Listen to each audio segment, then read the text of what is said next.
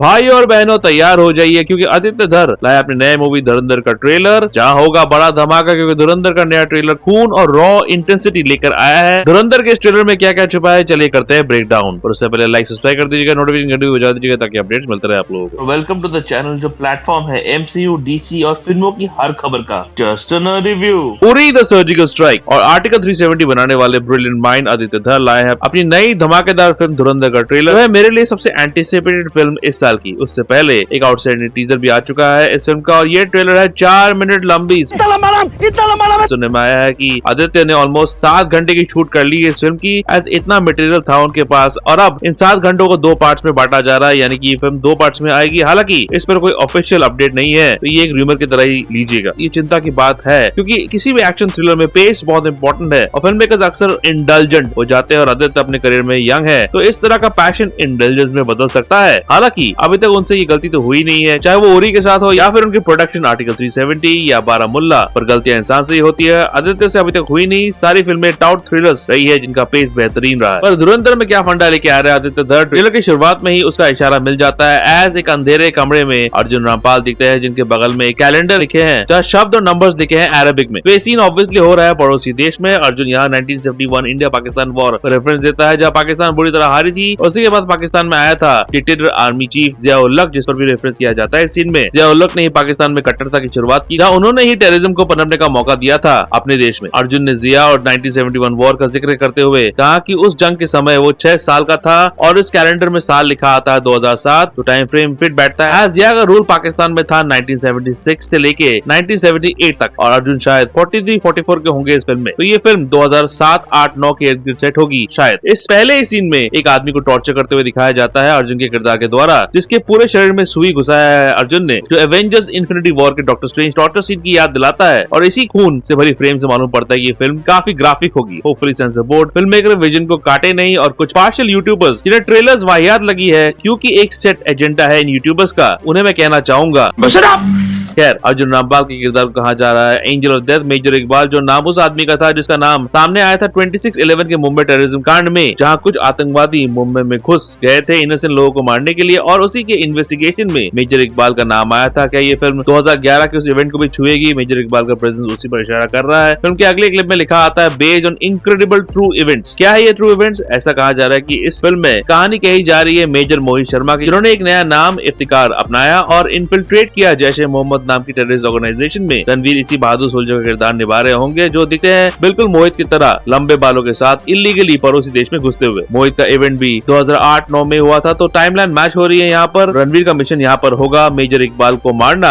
As एक scene में रामपाल और रणवीर लड़ते हुए भी दिखते हैं। रणवीर इन्फिल्ट्रेट करके घुसते हैं लायरी टाउन में, जो है कराची का एक शहर जो फेमस था अपने गैंग वॉर्स के लिए, जिसके कुछ दृश्य इस ट्रेलर में भी दिखते हैं। तो इन गैंग वॉर्स को दिखाया जा सकता है इस फिल्म में, जिसके तार जुड़े हैं अक्षय खन्ना और संजय दत्त के किरदार के साथ। जल्द आ रहा हूँ उसमें।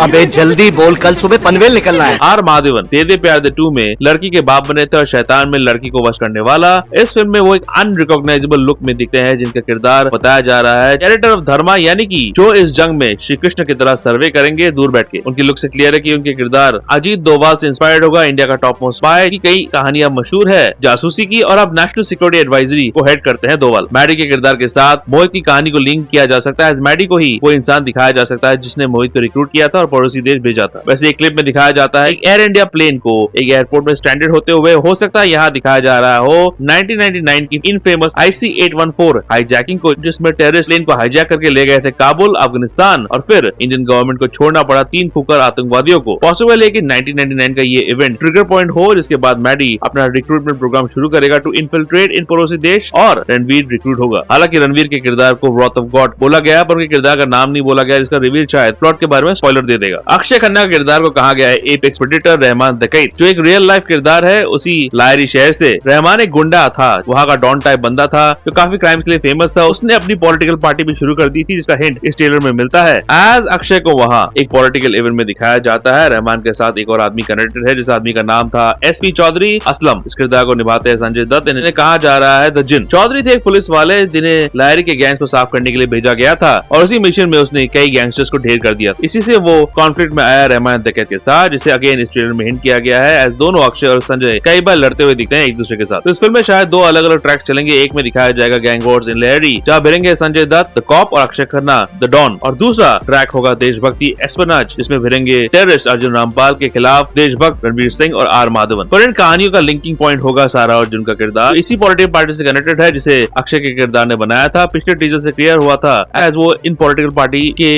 रैलीज में दिखी थी और वो रणवीर के प्यार में भी पड़ जाती है। वैसे सारा की कास्टिंग को लेकर काफी हल्ला हुआ था, रणवीर और उनके बीच काफी बड़ा एज गैप है। अब ये बीमारी सारी फिल्म इंडस्ट्रीज में है तो सिर्फ रणवीर को ही क्यों ब्लेम करना। वैसे भी लोगों का काम है बातें करना। कुछ यूट्यूबर्स जिनका फिल्मों से कोई कनेक्शन नहीं है वो तो कुछ ज्यादा ही बातें करते हैं। एक्टर राकेश बेदी भी इस फिल्म का पार्ट है, जो निभा रहे एक पॉलिटिशियन का किरदार अक्षय खन्ना के पार्टी से। इसके अलावा कुछ क्रैकलिंग डायलॉग्स सुनने को मिलते हैं इस ट्रेलर में, जैसे अगर तुम लोगों के पटाखे खत्म हो गए तो मैं धमाका शुरू करूं।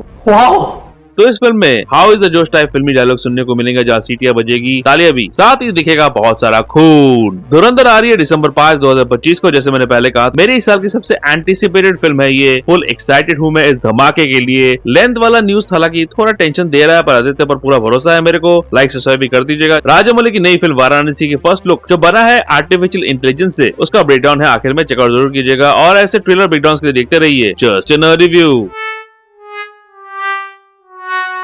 नर्डी व्यू के अपडेट्स के लिए और छोटे बड़े स्निपेट्स के लिए फॉलो कीजिए ऑन ट्विटर @ProNerdyView2001 में, और ProNeedDiaryBlogspot.com में भी आपको अपडेट्स मिल जाएंगे।